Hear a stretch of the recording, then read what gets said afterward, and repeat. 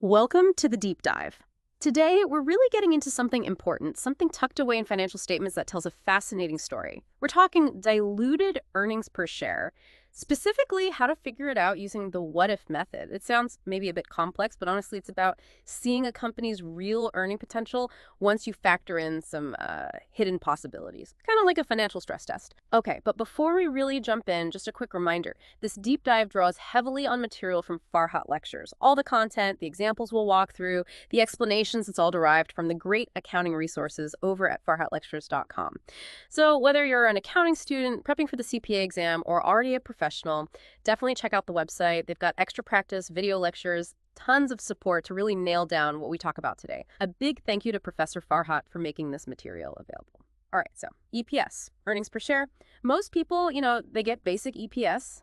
That's your net income. Take out preferred dividends, divide by the average shares. Simple enough. But like we said, maybe too simple sometimes. Exactly. That's precisely where diluted EPS comes in. It's essential. Basic EPS works fine if a company has, let's say, a simple capital structure. But lots of companies today have what we call a complex capital structure, meaning they've got things out there that could become common stock. And if they do, well, that changes the EPS picture. We call these things dilutive securities. Okay, complex capital structure. Sounds technical.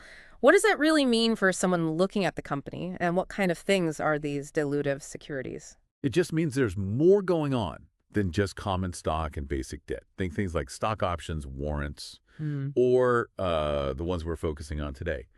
Convertible bonds, convertible preferred stock. These basically give the holder a right, the option to swap them for common shares.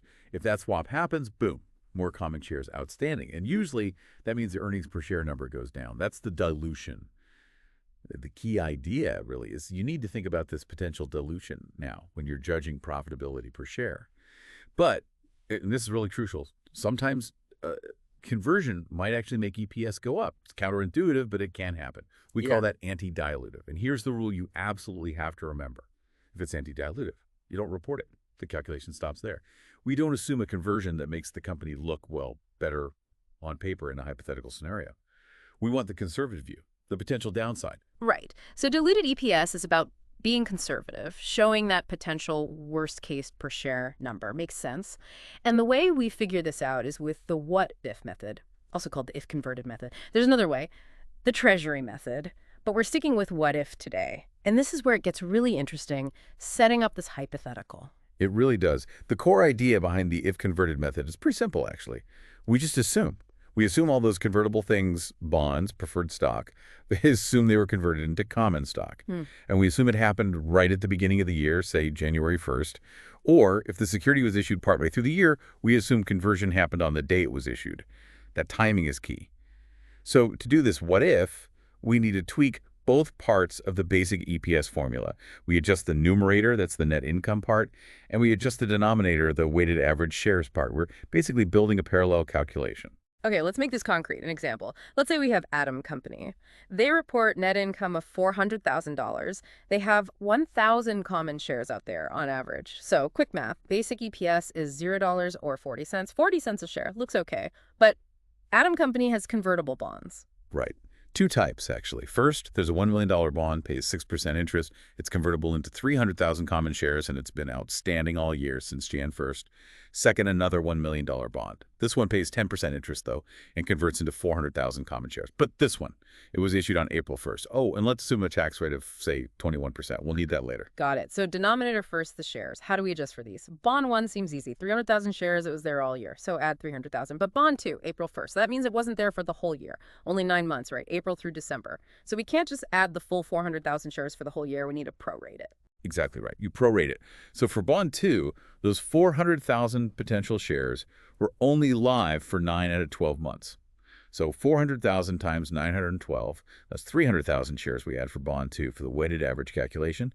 Add that to the 300,000 shares from bond 1, and you get a total of 600,000 additional shares. So our denominator, which started at 1 million, jumps up to 1.6 million shares. That's a big increase. Okay, 1.6 million shares on the bottom. That's definitely going to push the EPS down. Now, the numerator, the net income part. If these bonds hypothetically convert, the company stops paying interest on them. That sounds like a good thing for income, a saving. But you mentioned tax. It's not just straight addition, is it? It's net of tax. Spot on. You say the interest expense, yes, but you also lose the tax deduction you got from that interest expense. The government wants its share back, essentially.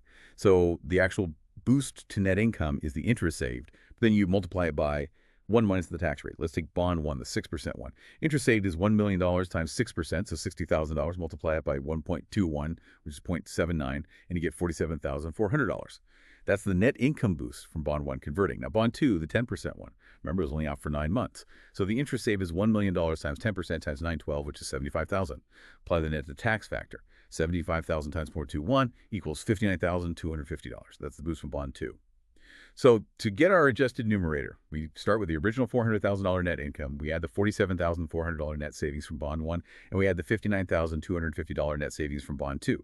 That brings our what-if net income up to $506,650. Okay, putting it all together now. We've got the adjusted numerator, $506,650, and the adjusted denominator, 1,600,000 shares. So $506,650 divided by 1,600,000. That comes out to around 31 cents. And there you have it. Compare that $31 to the basic EPS we started with, $40. It's lower, clearly lower. So this is dilutive. And because it's dilutive, the company must report this $31 diluted EPS figure.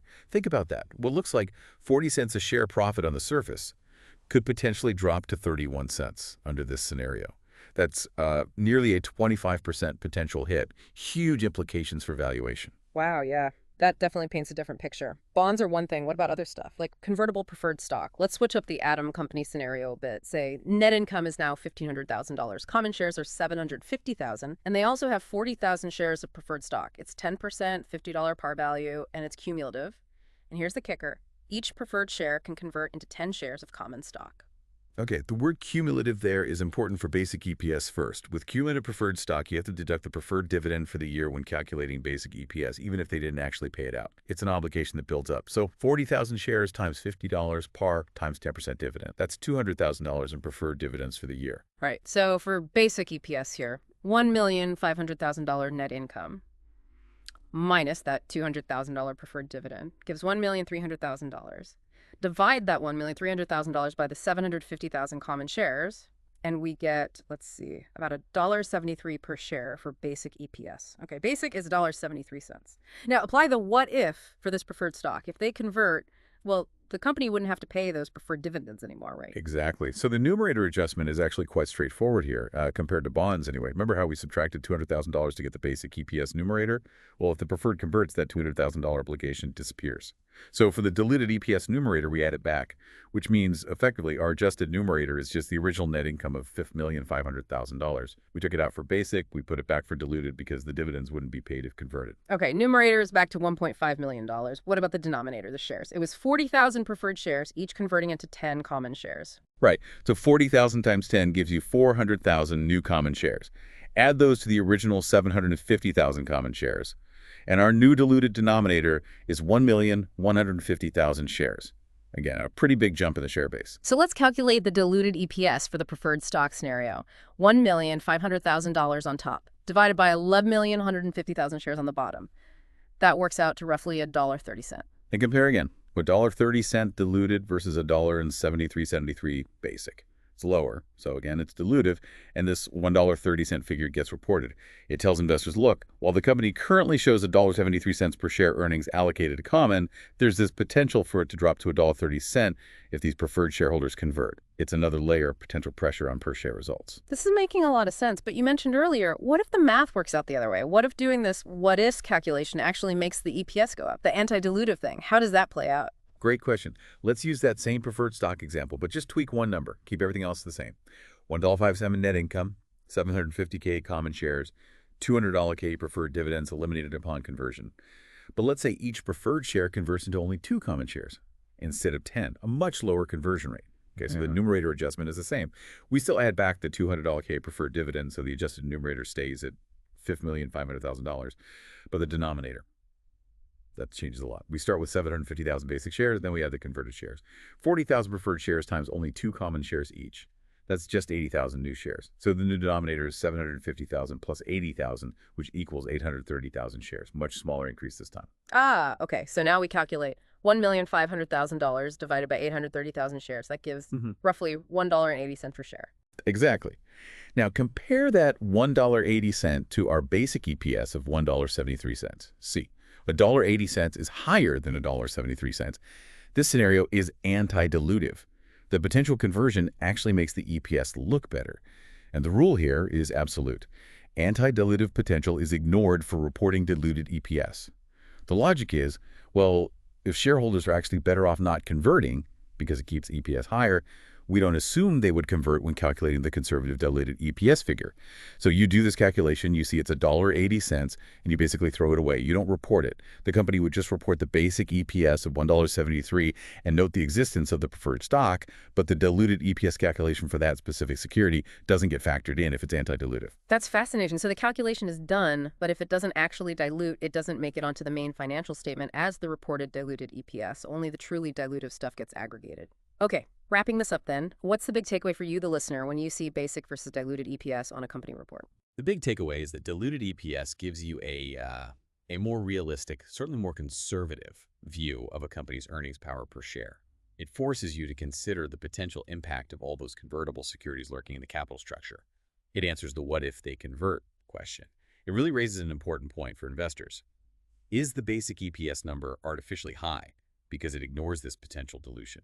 How much risk is embedded in that capital structure?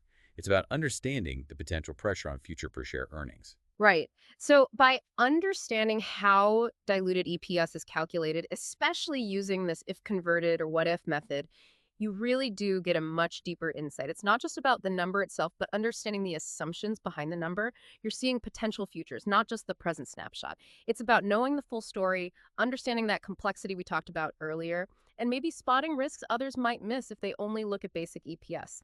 So maybe a final thought to leave you with as you look at company financials. How might the size of the difference between basic and diluted EPS influence your decision to invest? If there's a really significant potential dilution hanging over the company, how does that affect your view of its value and risk, even if today's basic EPS looks fantastic? And remember, if you want to dig deeper into this, get more practice, really master these calculations, definitely head over to farhatlectures.com. Professor Farhat has excellent resources, videos, exercises, everything you need for your accounting studies or CPA prep. Thanks so much for joining us on this deep